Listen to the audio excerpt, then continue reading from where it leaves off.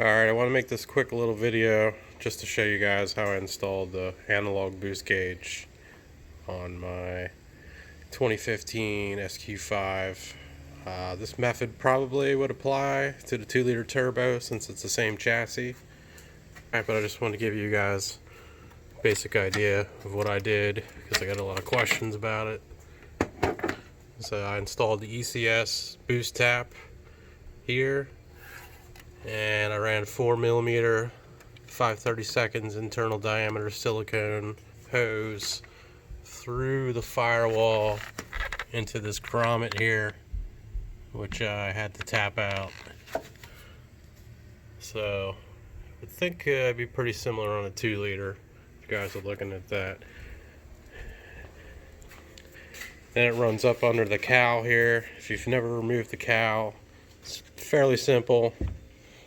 There's a couple slots here that it clips into, so you just pull up on this side firmly near the clips and it will come detached,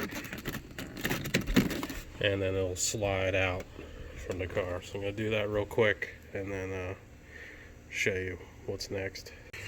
And here you can see the clips. Like I said, just firmly lift up near the clips. You don't want to pry far away or you might end up snapping. And then the cowl just slides out. And you want to make sure as you're installing and reinstalling this that these clips don't get caught on this rubber weather seal here.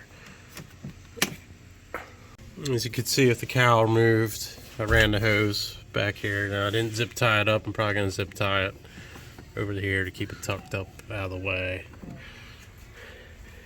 And that runs over here to this grommet right back in here. I had to cut a hole through that, and there's also some foam and weather seal behind there I had to cut through. Once you do that, you can run your line through and push it in there real good, and it should pop out inside the interior of the cabin. Mine came out above the gas pedal, kind of to the upper right.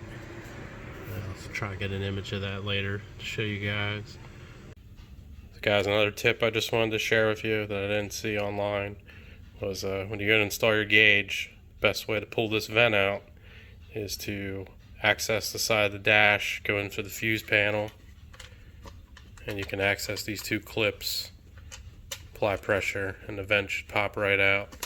If you pull the vent out from the front, you risk damaging it and breaking trim pieces like what happened to the previous owner here.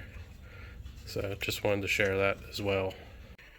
So connecting to the analog sensor isn't one of those things that you have to do, but you know, as a car enthusiast, it gives a little bit more accurate reading, and I think it might depend on what version you have. I believe I have version 2.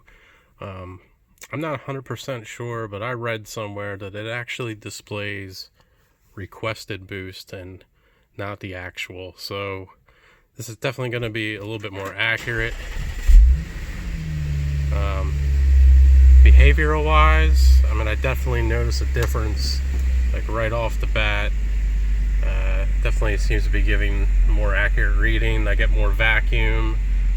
The boost seems to correlate more with how high I rev the engine, which would make sense.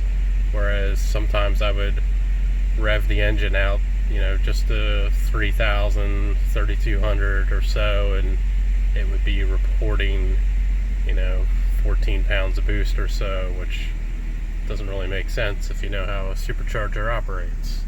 So yeah, I hope this helped some of you guys out, and let me know in the comments if you guys have any questions or anything. Thanks.